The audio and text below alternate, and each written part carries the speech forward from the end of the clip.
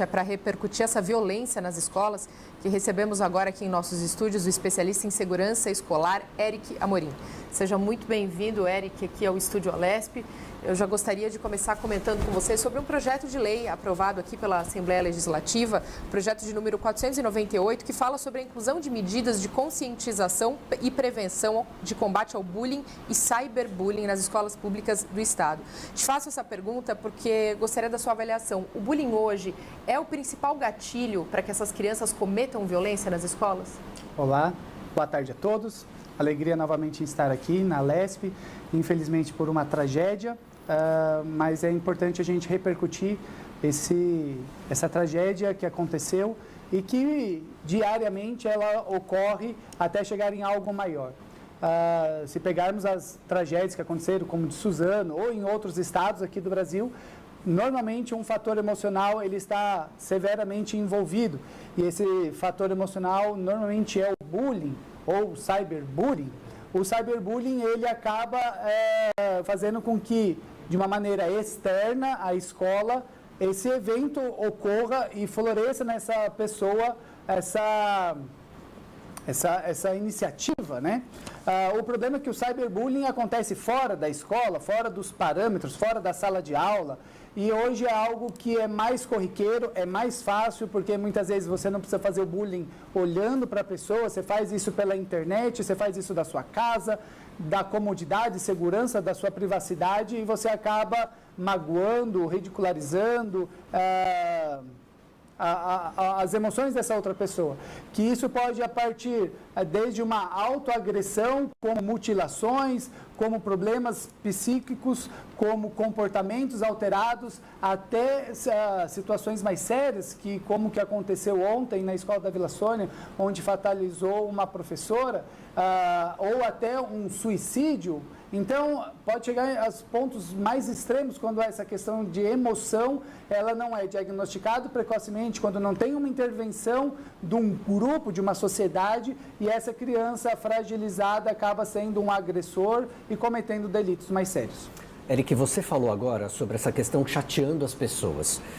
Ultimamente, muitas pessoas têm dito assim, poxa, como tá chato viver no nosso mundo hoje, porque você não pode falar mais nada, você não pode expressar mais nada, tem a questão do negro preto, tem a questão do homossexual, tem a questão do baixo, magro, gordo, só que isso fere as pessoas, e aí isso pode ocasionar um sentido muito maior, muito mais amplo, que chegar numa situação tão complexa como que aconteceu ontem. É tão triste, né, porque isso é a pessoa que recebe aquela palavra, negro, gordo, homossexual, ela julga se aquilo é aceitável dependendo da forma ou da fonte que vem. Uma coisa é você ter intimidade e liberdade com alguém, outra coisa é outra pessoa usar essa mesma fala. E é tão difícil nós mensurarmos até que ponto isso é agressivo quando você ouve de alguém, até quanto isso ele é ofensivo quando vem de outra fonte. Mas isso é algo que a pessoa, vamos colocar a vítima, ela tem que julgar e ela de maneira equilibrada emocionalmente tentar julgar expressando, assim, eu não gosto desse tom, eu me sinto menosprezado, a minha identidade ela é ferida quando você fala comigo dessa maneira. A outra pessoa, pela sua vez, ela tem que identificar que o que ela cometeu não foi uma brincadeira, não foi algo saudável. Mas para chegarmos a este ponto, Arthur, nós temos que entender que precisa ter uma educação. E a educação é fora da escolarização, do pedagógico, mas é aquela questão de nós educarmos o receptor e a pessoa que fez a ofensa a identificar pontos diferentes. Mas essa educação ela é algo que tem que ser trabalhado hoje dentro da escola. A medida preventiva, o projeto de lei hoje ele visa isso, de trabalhar essas questões emocionais dentro da escola, para que as crianças consigam visualizar aspectos diferentes, porque são multifatores que podem levar a um descontrole emocional. E isso nós temos que entender e não é tão simples. Precisamos ter uma educação, porque na nossa época era algo comum, era algo corriqueiro. Te pego na hora da saída e havia essas brincadeiras e havia essas ações, mas que normalmente acabavam ali. E hoje, com a facilidade do bullying, do virtual bullying e de acesso a armas, potencializa essas agressões que estão chegando dentro das escolas. Agora é interessante a gente reforçar, Eric, que pode, né, evitar uma situação como essa que aconteceu na Vila Sônia? Vamos fazer uma linha do tempo, né? O menino já tinha tido problemas, ele foi transferido para outra escola, deu problema em outra escola, voltou para essa escola. No dia anterior já tinha tido uma confusão que a própria professora morta tentou apartar. Eu lhe pergunto, já não era hora de ter tomado uma medida antes que o pior acontecesse? Ai, Guga, hoje a gente falar depois que aconteceu as coisas é muito simples, ainda que os fatos não estejam todos esclarecidos. Mas sim, é comprovado que numa escola foi aberto um boletim de ocorrência, onde a polícia foi notificada. Até onde eu pesquisei, até onde eu tive informação, não sei se isso chegou à família, se a família chegou a ser acionada, se a escola teve alguma medida preventiva quando acolheu essa criança, quais foram as falas, quais foram as ameaças. Mas a partir do momento, e tem a lei também aqui pela casa, que é a Lei 17.341 de 2022, essa lei ela visa um ambiente seguro, a instituição escolas como sendo um local seguro, tanto no perímetro quanto dentro da escola. E que se a instituição, o gestor escolar, o professor, diagnosticar periculosidade em torno da escola, desde jogos de azar, videogames, venda de álcool para menor, ou situações de vulnerabilidade, de roubo, a polícia ela tem que ser acionada e, de acordo com essa lei, tem que cumprir a exigência dessa lei. O que aconteceu é que nós acreditamos que isso foi acionado, mas nós não sabemos quais foram, né, os passos mediante a notificação da escola anterior com a polícia do estado de São Paulo. Agora, Eric, você falou, né, um pouquinho mais cedo, acredito que na segunda pergunta, de que o certo seria que essas pessoas, quando sofrem bullying, falassem, olha, não soubessem, né, se comunicar, olha, não estou gostando, isso está me causando, me deixando assim, me fazendo sentir assim, assado. Mas quando a gente fala de um jovem de 13 anos, essas emoções, elas ainda são muito confusas, inclusive na cabeça dessa própria criança, né? Então é importante que esses profissionais, não só os professores, mas claro, os pais e as mães também tenham essa atenção redobrada em casa. Gostaria que você falasse, ou pudesse alertar quem nos assiste agora, quais são os principais sinais que esses jovens dão. Mariana, excelente, né? Nós temos que entender que o jovem, eles têm ainda suas emoções primárias muito afloradas. Ou ele está feliz ou ele está triste. Ele não tem uma chateação, meio feliz, meio alegre. Então, as emoções, quando ele tem, ele é muito acerbado. Então, ele acaba sendo muito incisivo em cometer algumas coisas. Hoje cedo eu estava conversando na empresa e nós estávamos falando que os jovens, ele tem um conceito, e ilustrando um pouquinho, de cor. Então, assim, para ele vermelho é vermelho, e não existe um vermelho cereja, um vermelho escuro. Para a mulher, quando vai pintar a unha, muitas vezes é um vermelho aberto, é um vermelho fechado. E para as crianças, vermelho é vermelho. Então, assim, para ela, quando ela se sente chateada, ela aflora muito aquilo como eu tenho que revidar isso. Ela não consegue gerir e enxergar de outras maneiras, outras possibilidades, outras saídas. O problema é que, na época dos meus pais, não existia depressão. Não existia doenças emocionais, e que hoje nós já temos o entendimento que isso existe e que todos nós, de certa maneira, ao longo de um dia, nós passamos por variações. E hoje nós temos que ter a cultura e a educação de gestão emocional dentro das escolas que já estão sendo aplicadas. Hoje, onde nós trabalhamos, eu desenvolvi um projeto, chama Projeto Anjo, né, que é Lições que Salvam Vidas, que são lições de primeiros socorros também para dentro das escolas, porque há uma lei também da Casa aqui de São Paulo, a Lei 16.802, que ela também exige essa capacitação para os alunos, para que eles tenham as noções de quais são as consequências, de quais são os riscos, e até para se autoprevenir quanto salvar outras vidas. Nós temos que entender que o jovem, ele não é alguém que não possa ser instruído, que ele não possa ser educado. A diferença é que nós, tardiamente, temos essa concepção de gestão emocional, de riscos à vida. Quanto mais cedo nós educarmos as crianças quanto às vulnerabilidades, às ações, às consequências que as emoções, as vontades, os prazeres dela pode levar, eu acredito veementemente que essa criança ela vai ter uma autoconsciência quanto aos atos dela e o que isso vai poder levá-la.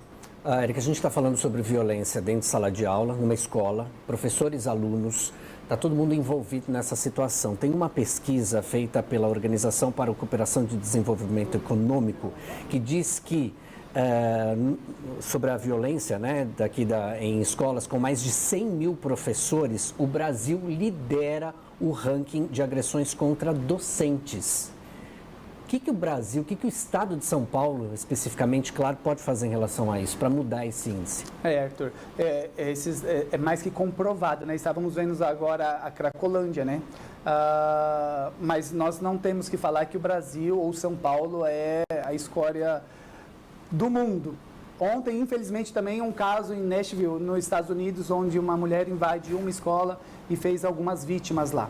Então, não é algo especificamente do Brasil ou de São Paulo, mas sim, cada vez mais o docente no Brasil, ele tem sido vítima de ameaças quanto a notas, comportamentos dentro de sala de aulas. O problema é que nós, como sociedade, muitas vezes minimizamos a importância do professor em sala de aula, o que ele representa, o que um policial militar representa, o que um policial civil representa, o que um parlamentar hoje aqui da casa representa. E nós temos que voltar com uma cultura eu gosto muito de uma palavrinha que chama cultura de honra. Cultura de honra a esses profissionais. Cultura de honra ao professor, a um policial, a um profissional da área da saúde, a um parlamentar, essas pessoas que servem à sociedade. O problema é que muitas vezes em casa ele ouve que, mas essa professora é tal coisa, mas o policial militar é tal coisa.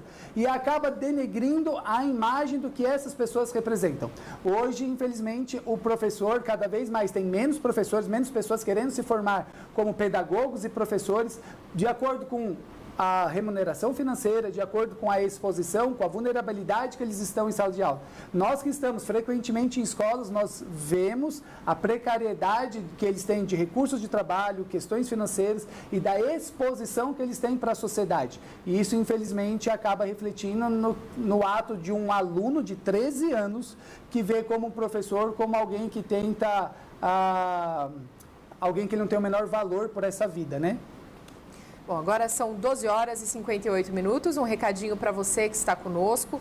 A partir das 13 horas, nós fazemos a migração. Então, você que nos acompanha pela NET, claro, nós entregamos a programação para a TV Câmara, mas você pode migrar para o YouTube e continuar assistindo aqui o Estúdio Alesp conosco. E, claro, você que nos assiste pelas outras operadoras ou pela TV aberta, continua conosco. Agora, Eric, voltando aqui para a nossa pergunta derradeira, nossa pergunta final. Ontem, o Guga Mendonça, trouxe aqui uma sugestão. Durante uma entrevista, a gente conversando aqui também sobre esse assunto, o Guga até fez a pergunta de se não era o caso de começar, então, a colocar alguns detectores de metais nas escolas para ser uma forma de coibir ou de prevenir, infelizmente, ataques como esses.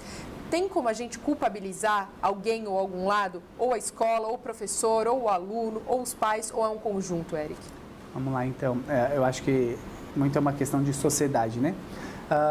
Hoje, se a gente for ver por vulnerabilidade, no bloco anterior estava mostrando a Cracolândia e lá, entre aspas, precisaria muito mais de detectores de metais do que nas portas das escolas. Eu acho que isso seria uma medida muito agressiva para um local que não tem que ter essa repercussão como sendo um local inseguro.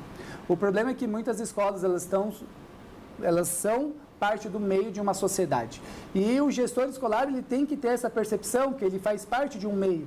Como que é o meio social que a escola está inserido? Como que é a estrutura física da escola? Como que é a capacitação dos seus colaboradores? Como que é a educação dos seus alunos?